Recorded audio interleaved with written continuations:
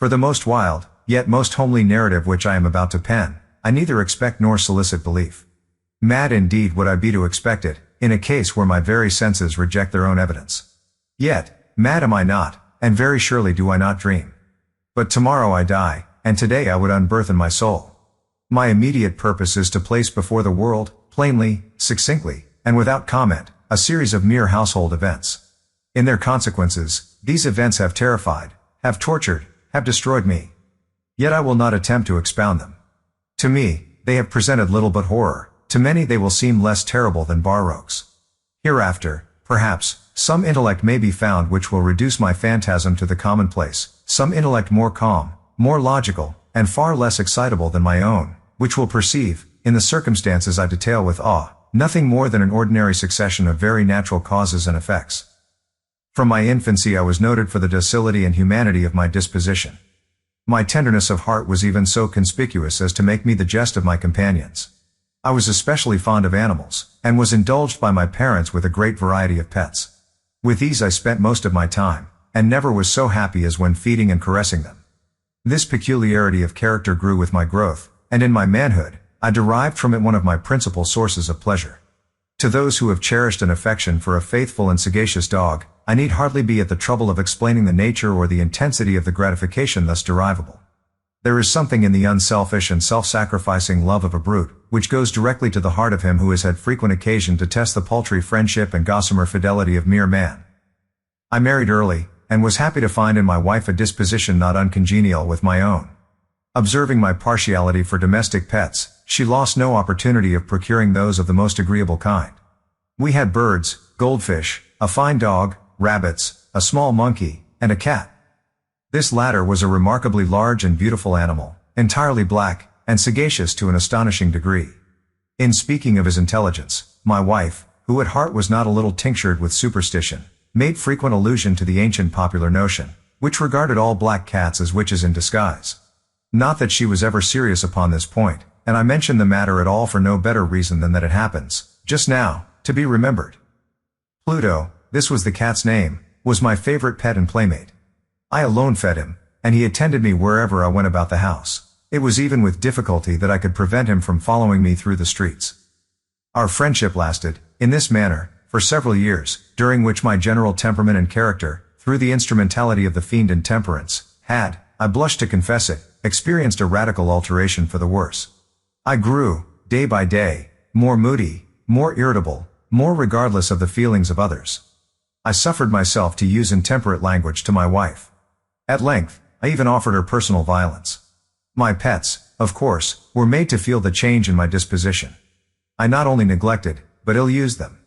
For Pluto, however, I still retained sufficient regard to restrain me from maltreating him, as I made no scruple of maltreating the rabbits, the monkey, or even the dog, when by accident, or through affection, they came in my way. But my disease grew upon me, for what disease is like alcohol? And at length even Pluto, who was now becoming old, and consequently somewhat peevish, even Pluto began to experience the effects of my ill temper. One night, returning home, much intoxicated, from one of my haunts about town, I fancied that the cat avoided my presence. I seized him, when, in his fright at my violence, he inflicted a slight wound upon my hand with his teeth. The fury of a demon instantly possessed me. I knew myself no longer.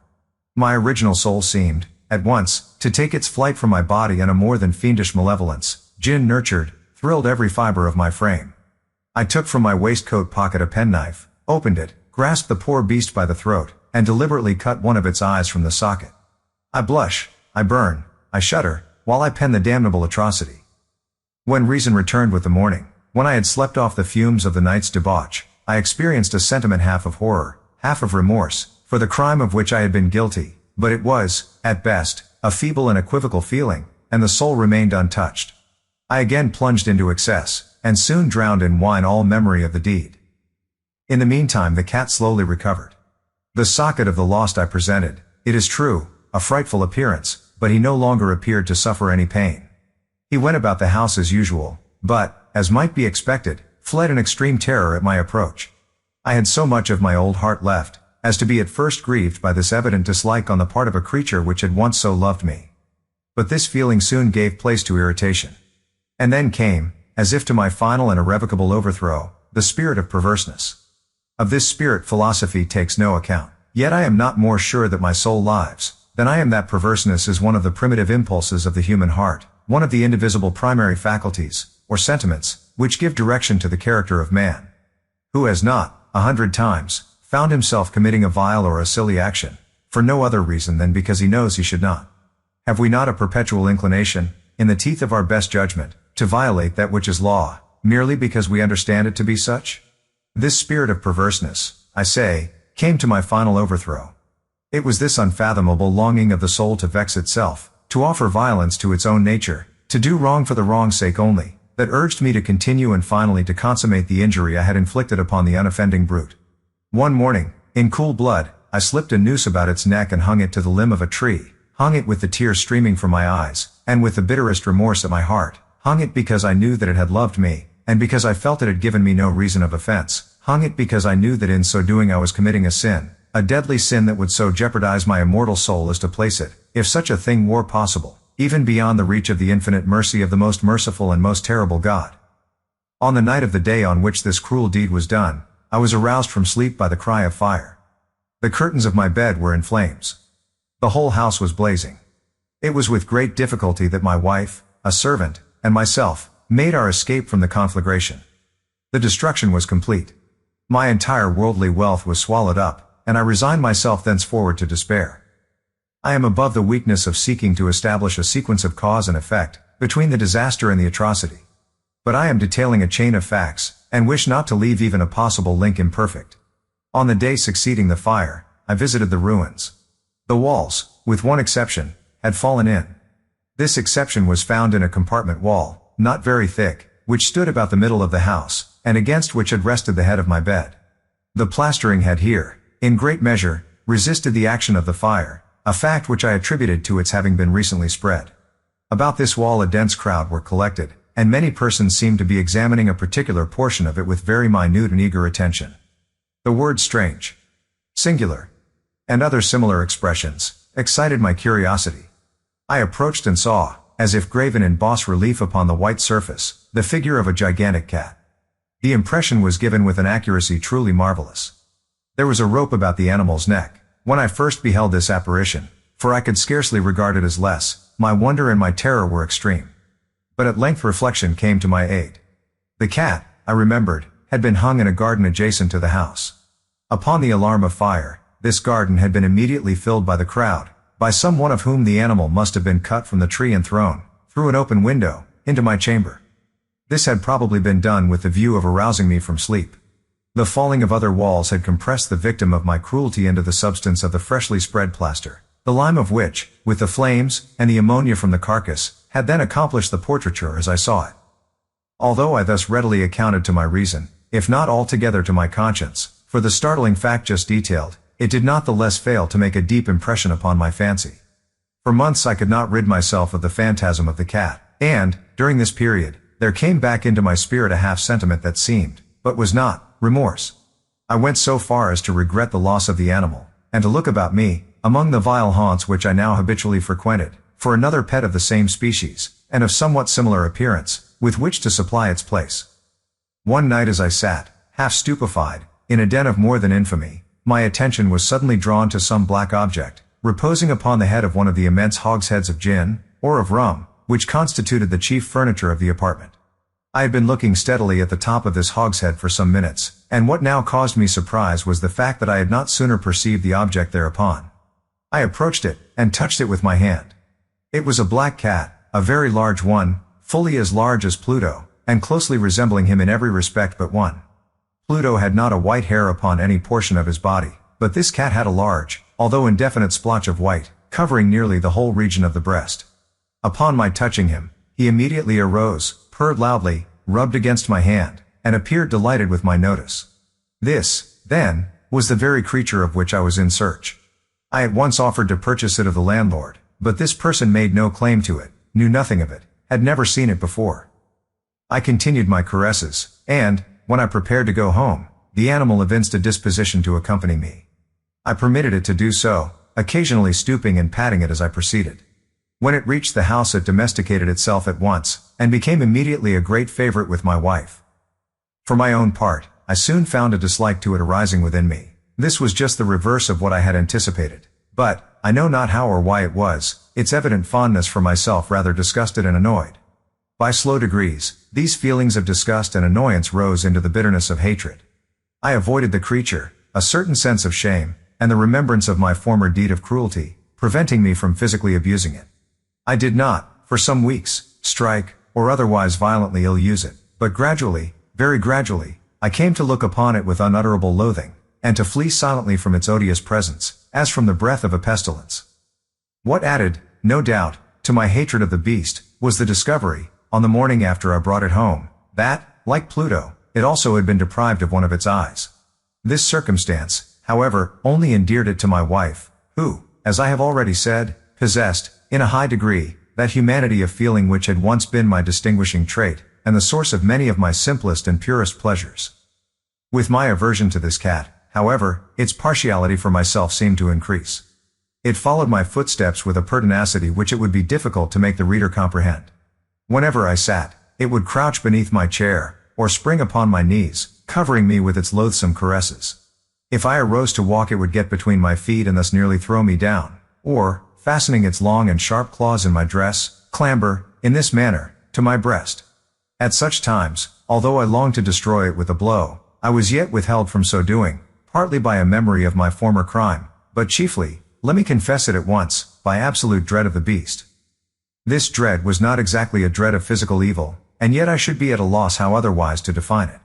I am almost ashamed to own, yes, even in this felon's cell, I am almost ashamed to own, that the terror and horror with which the animal inspired me, had been heightened by one of the merest chimeras it would be possible to conceive. My wife had called my attention, more than once, to the character of the mark of white hair, of which I have spoken, and which constituted the sole visible difference between the strange beast and the one I had destroyed. The reader will remember that this mark, although large, had been originally very indefinite, but, by slow degrees nearly imperceptible, and which for a long time my reason struggled to reject as fanciful, it had, at length, assumed a rigorous distinctness of outline. It was now the representation of an object that I shuddered to name, and for this, above all, I loathed, and dreaded, and would have rid myself of the monster had I dared. It was now, I say, the image of a hideous, of a ghastly thing, of the gallows. Oh, mournful and terrible engine of horror and of crime, of agony and of death. And now was I indeed wretched beyond the wretchedness of mere humanity. And a brute beast whose fellow I had contemptuously destroyed, a brute beast to work out for me a man, fashioned in the image of the high God, so much of insufferable woe. Alas! Neither by day nor by night knew I the blessing of rest any more. During the former the creature left me no moment alone, and, in the latter, I started, hourly, from dreams of unutterable fear, to find the hot breath of the thing upon my face, and its vast weight, an incarnate nightmare that I had no power to shake off, incumbent eternally upon my heart. Beneath the pressure of torments such as these, the feeble remnant of the good within me succumbed. Evil thoughts became my sole intimates, the darkest and most evil of thoughts. The moodiness of my usual temper increased to hatred of all things and of all mankind, while, from the sudden, frequent, and ungovernable outbursts of a fury to which I now blindly abandoned myself, my uncomplaining wife, alas, was the most usual and the most patient of sufferers. One day she accompanied me, upon some household errand, into the cellar of the old building which our poverty compelled us to inhabit. The cat followed me down the steep stairs, and, nearly throwing me headlong, exasperated me to madness. Uplifting an axe, and forgetting, in my wrath, the childish dread which had hitherto stayed my hand, I aimed a blow at the animal which, of course, would have proved instantly fatal had it descended as I wished. But this blow was arrested by the hand of my wife. Goaded, by the interference, into a rage more than demoniacal, I withdrew my arm from her grasp and buried the axe in her brain. She fell dead upon the spot, without a groan. This hideous murder accomplished, I set myself forthwith, and with entire deliberation, to the task of concealing the body. I knew that I could not remove it from the house, either by day or by night, without the risk of being observed by the neighbors. Many projects entered my mind. At one period I thought of cutting the corpse into minute fragments, and destroying them by fire. At another, I resolved to dig a grave for it in the floor of the cellar. Again, I deliberated about casting it in the well in the yard, about packing it in a box, as if merchandise, with the usual arrangements, and so getting a porter to take it from the house. Finally I hit upon what I considered a far better expedient than either of these. I determined to wall it up in the cellar, as the monks of the Middle Ages are recorded to have walled up their victims. For a purpose such as this the cellar was well adapted. Its walls were loosely constructed, and had lately been plastered throughout with a rough plaster, which the dampness of the atmosphere had prevented from hardening. Moreover, in one of the walls was a projection, caused by a false chimney, or fireplace, that had been filled up, and made to resemble the red of the cellar. I made no doubt that I could readily displace the bricks at this point, insert the corpse, and wall the whole up as before, so that no eye could detect anything suspicious. And in this calculation I was not deceived. By means of a crowbar I easily dislodged the bricks, and, having carefully deposited the body against the inner wall, I propped it in that position, while, with little trouble, I relaid the whole structure as it originally stood. Having procured mortar, sand, and hair, with every possible precaution, I prepared a plaster which could not be distinguished from the old, and with this I very carefully went over the new brickwork. When I had finished, I felt satisfied that all was right. The wall did not present the slightest appearance of having been disturbed. The rubbish on the floor was picked up with the minutest care. I looked around triumphantly, and said to myself, here at least, then, my labor has not been in vain. My next step was to look for the beast which had been the cause of so much wretchedness, for I had, at length, firmly resolved to put it to death. Had I been able to meet with it, at the moment, there could have been no doubt of its fate, but it appeared that the crafty animal had been alarmed at the violence of my previous anger, and forebode to present itself in my present mood. It is impossible to describe, or to imagine, the blissful sense of relief which the absence of the detested creature occasioned in my bosom. It did not make its appearance during the night, and thus for one night at least, since its introduction into the house, I soundly and tranquilly slept. I slept even with the burden of murder upon my soul. The second and the third day passed, and still my tormentor came not. Once again I breathed as a freeman. The monster, in terror, had fled the premises forever. I should behold it no more. My happiness was supreme. The guilt of my dark deed disturbed me but little. Some few inquiries had been made, but these had been readily answered. Even a search had been instituted, but of course nothing was to be discovered. I looked upon my future felicity as secured. Upon the fourth day of the assassination, a party of the police came, very unexpectedly, into the house, and proceeded again to make rigorous investigation of the premises. Secure, however, in the inscrutability of my place of concealment, I felt no embarrassment whatever. The officers bade me accompany them in their search. They left no nook or corner unexplored. At length, for the third or fourth time, they descended into the cellar. I quivered not in a muscle. My heart beat calmly as that of one who slumbers in innocence. I walked the cellar from end to end. I folded my arms upon my bosom, and roamed easily to and fro. The police were thoroughly satisfied and prepared to depart. The glee at my heart was too strong to be restrained. I burned to say if but one word, by way of triumph, and to render doubly sure their assurance of my guiltlessness. Gentlemen, I said at last, as the party ascended the steps, I delight to have allayed your suspicions. I wish you all health, and a little more courtesy. By the by, gentlemen, this is a very well-constructed house.